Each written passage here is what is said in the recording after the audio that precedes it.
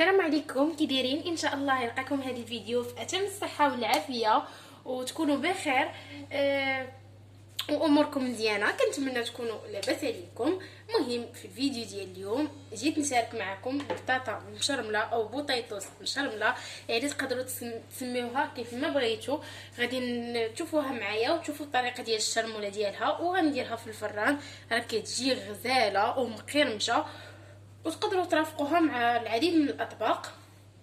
المهم غادي نبداو على بركه الله. هنا عندي بطاطا بيضه اللي كتقلى، قطعتها على هذا الشكل يعني طولي. نتوما لو بغيتو ديروها مكعبات صغار تقدروا ديروها، كيبقى لكم الحجم والشكل في الاختيار ديالكم.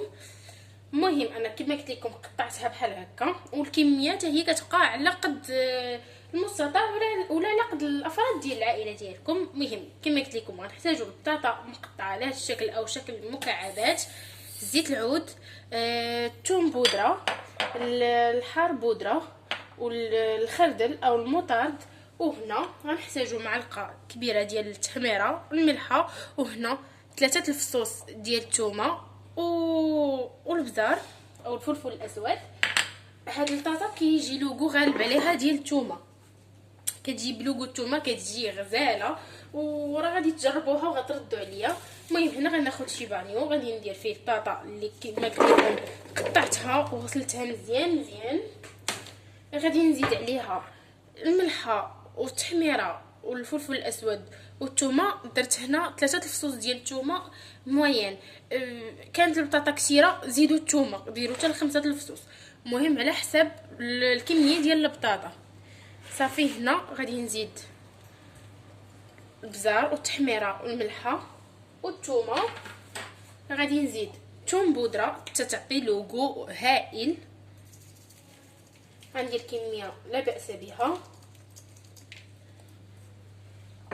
غادي نزيد فلفل حار حتى هو كيبقى اختياري، الا ما كيعجبكمش الحار ما ديروش. والخردل غنديرو او المطارد غنديرو واحد جهد معلقه كبيره.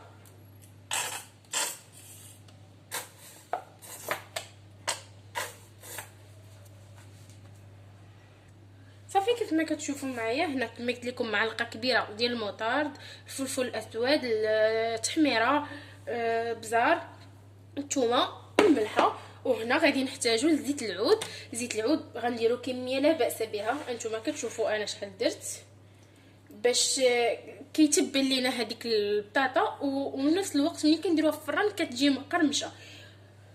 المهم انتما شفتوا الكميه اللي درت ديال زيت العود. صافي ودابا غادي نخلط كلشي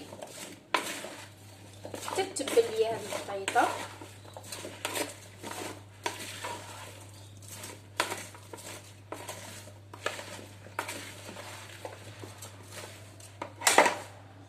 صافي كيف ما شفتوا معايا ها هي خلطتها مزيان، كتجي ديك الريحه ديال الثومه كتجي هائله.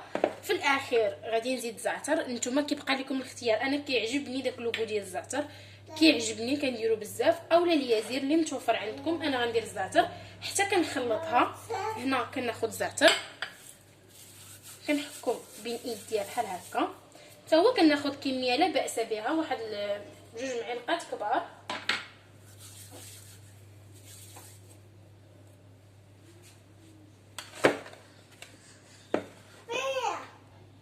صافي وغادي نخلط كلشي. عفوا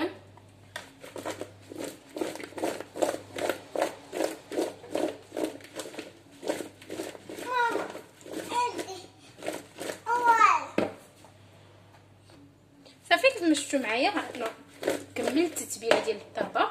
غناخذ اللاطه غادي ندير فيها ورق المطبخ، وغادي نخوي هاد البطاطا. من الاحسن تكون لاطه كبيره، من الاحسن باش طيب على خاطرها، وهي ما كتبغيش تكون وحده فوق وحده.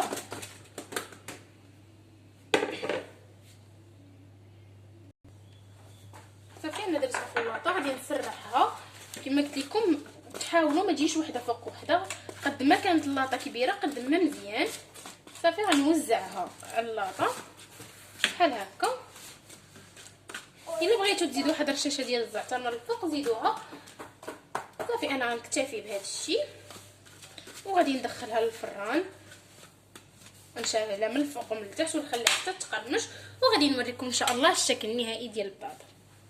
ايوا هذا هو الشكل النهائي ديال البطاطا ديالنا. شفتوا كيفاش كتجي مقرمشه وفيها هذيك التتبيله كتجي غزاله، يعني كتستحق تجربوها. ما تبخلوش عليا بلي لايك والاشتراك في القناه وتفعيل الجرس باش دائما يوصلكم الجديد. استودعكم الله الى الفيديو المقبل باذن الله.